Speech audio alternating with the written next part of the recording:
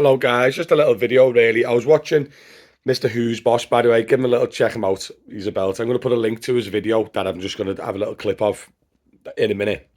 You may go and watch his video because all the big tech giants are doing it. But obviously more particular and more specific to my channel is Uber. And on what he says, and like everyone knew it's happening. But the way he puts it and lays it out in the video, I'm going to show you a little bit of it coming up now. And then once you've watched this clip, stay to the end because I'm going to talk about it. But he literally explains how the big business has worked in general. And yeah, you kind of knew what's happening, but like you're seeing it more and more now. Enjoy the little clip and then come back to me. So Mr. Who's Boss, I watch this with the kids quite a bit. It's a guy from the UK who does reviews about tech and all sorts of different fun stuff. But today he's spitting facts about Uber. Let me look, watch what he says. Sucks right now. Uber sucks right now. Netflix sucks. Facebook sucks. Instagram sucks. Every big tech company is changing in front of our very eyes. And I know I usually try and see the bright side of tech, but for this video, I just want to be very brutally honest. I think most of these services we use are worse than you think. And I want people to do something about it. The first thing to understand is basically every big tech company follows the exact same pattern. Something that a guy called Cory Doctorow has summarized really well with the term gentrification. See, when any of these companies first start, their only chance of succeeding is to go above and beyond for their users by solving a key problem. Let's take Uber, for example. Uber came in 2009, and I remember first using it around that time and thinking, this is the end for traditional taxis. This is far more convenient. The taxis find me instead of the other way around. The drivers are friendlier, the cars are cleaner, and it did all of that while being so much cheaper. I mean, Uber at the start was 50%, sometimes 30% of the price of a traditional taxi. And so it's not surprising just how quickly people flooded onto Uber. I remember that within just about a year of it becoming operational, it went all the way from party trick to an essential app that everyone should have. But then things changed. As soon as Uber felt like they had the user side of the market cornered, completely locked into the app, they switched focus to the other side, the drivers. Because the users aren't going anywhere at this point. And so if Uber can manage to control them and also the drivers, Uber owns the market. It means the users will have to stay where the drivers are, and the drivers will have to stay where the users are. So they sweetened the deal for them. Uber started handing out sign-on bonuses for new joiners. They started giving cash back on fuel and discounts on car maintenance. They paid their drivers 80% of what the app made, and the best part of it was surge pricing. Anytime there was a pickup in demand, drivers could well earn 2 times, 3 times, sometimes more. I remember coming out of a music festival once thinking, I don't need to pre-book my car, Uber will sort me out. Only to realize that because I was coming out with crowds of other people, my only way to guarantee that I got an Uber was to outpay all of them with 5 times surge pricing. I paid £100. Yeah, but that used to happen. But there is a third stage to this master plan.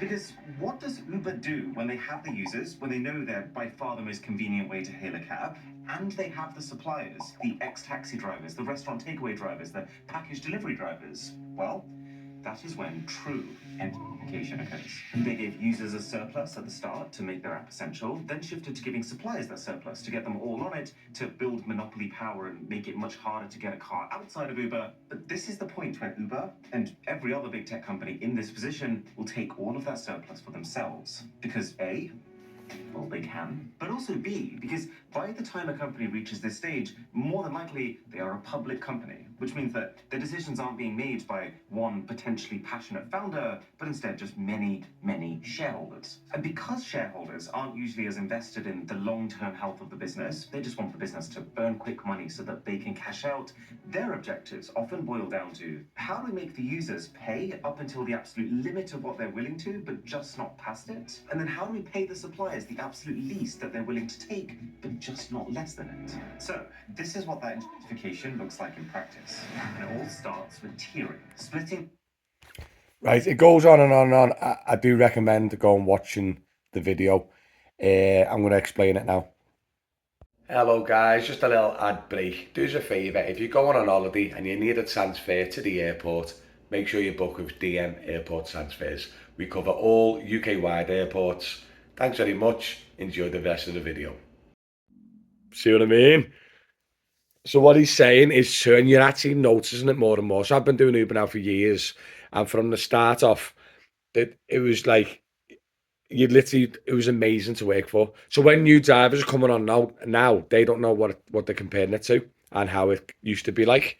And I'm telling you, when at the start, it was like crazy incentives, big surges. Like I used to surge probably morning rush, afternoon rush, most evenings, the nightclubs, super surge, sporting events, thingy. And slowly we've noticed over the last, since COVID, the surgeon's kind of tied down a bit now. So like, I'm guessing they can tweak how the surge kicks in and how sensitive it is. Now, back in the day, it used to be dead sensitive, where now it's not as sensitive. It could be because there's more drivers, less passengers, or whatever. But if you think about it, right, at the start, Uber was the bee's knees. It was, honest God, it was boss, super simple, dead easy, really good money, and everything else. It was super cheap for the customer. They had loads of discount codes for the customers, so everyone got on it. Everyone loves it. Everything's great. Now, fast forward to 2024, you got the dynamic pricing, you've got the trip radar, you've got loads of other different things. Now, if you look at it now compared to what it was, have you seen the rates?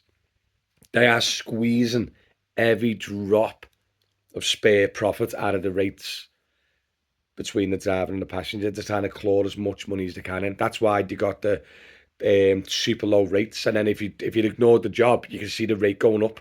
It's like they're offering you at the bare minimum, which people are accepting. And then if they're not, you'll see the same job pop up on the tip radar for a little bit more. Or they'll offer certain drivers less and certain drivers more, depending on whatever factors. So what they're trying to do now, they're trying to literally offer the bare minimum they can get away with, and then keeping all the profit themselves. That's why the dynamic pricing, it is what it is, and when he brought it in. But if you look at it from a passenger point of view, compare the prices to your local company. I would say now, Uber, general day-to-day pricing, as a passenger, is more expensive now. Probably one of the most expensive private hire companies in Liverpool. And that's not including Surge or anything like that. Go and have a little quote. I'd done it before, and it was morning rush, no Surge at all, chocker, hundreds of drivers. And I'd done at Uber X, I think it was 200 yards, like super small, and it was £6.30 for 200 yards. I can guarantee you that driver would have been getting £3.40.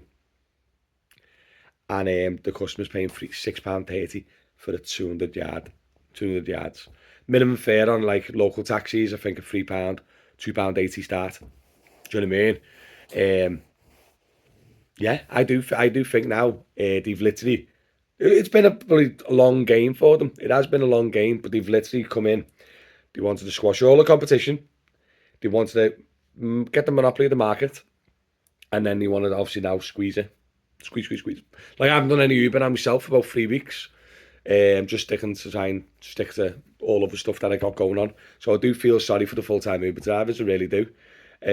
But yeah, getting squoze dry, man. And just watching that video with my kids this morning, I was going, and I put it all in my head. I was like, hit the nail on the head there, mate. Like, proper hit the nail on the head. But he's talking about, they're all doing it, not just Uber. Amazon Prime, Netflix, they're all doing it. Like, as an example, Netflix cornered the market. It was brilliant, weren't it? But now the prices are going up, and now they're charging you for the ads. But the main advert in Netflix when they started was no ads. Do you know what I mean? So like they squeeze the market. Then when they own the market, then they just squeeze the passengers. The customers. Do you know what I mean? And I think that's what's absolutely happening now with Uber. But I think a lot of people now, I don't know if you're aware of it, over the last 6 months, I've been talking to people, seeing things on social media, and a lot more people are getting onto it now. And a lot more drivers are going back to local, or, I don't know, to the Acnes, or just quitting the trade in the end and just going to do working like Tesco, Asda or whatever, because obviously there's not much profit now in the private hire game, especially with Uber and stuff like that, purely because the way Uber's got the market now and the way they just squoze it. It's crazy. It's absolutely crazy when you sit down and just think about it. I was literally watching it going, no way. And that was their plan all along, wasn't it? Do you know what I mean? No way. It's mad, isn't it? But yeah, so Yeah, so going forward, I seen a job the other day, and what was it, a 10-mile job for 11 quid in Liverpool. Just normal hours. Like, it's never been anywhere near pound per mile. So the rates have plummeted over the last year. And I think they're getting worse and worse and worse. And I think that's what they're going to do. They're just going to squeeze everything as much as they can, get as much profit as they can out. Because don't forget, when they started, they weren't making a profit. They were reporting losses. But this was their game, wasn't it? It was their game was to report the losses, give the drivers loads of incentives, give the passengers loads of incentives, cost them millions and millions to do it. But now they own the market. Uber's on the movies. It's in every city, probably in every city in the world. Clever, big, massive tech business, isn't it? But yeah, guys, I just thought to give that little thing. Go check out Mr. Who's Boss video, and it puts it all into perspective. He's a bit more better explaining stuff. Like he's a bit more clued up, like with stuff. I'm just seeing it from a driver's point of view. Do you know what I mean? But yeah, absolutely blown away by that video. Go check it out, guys. Let me know in the comments what you think of this. And yeah, I think that's exactly the way it's going. Do you know what I mean? And I think it's only going to get worse. I really do. Do us a favour, guys. Make sure you check that video out for me. Make sure you give us a little like and a subscribe and all that jazz. And I'll catch you later.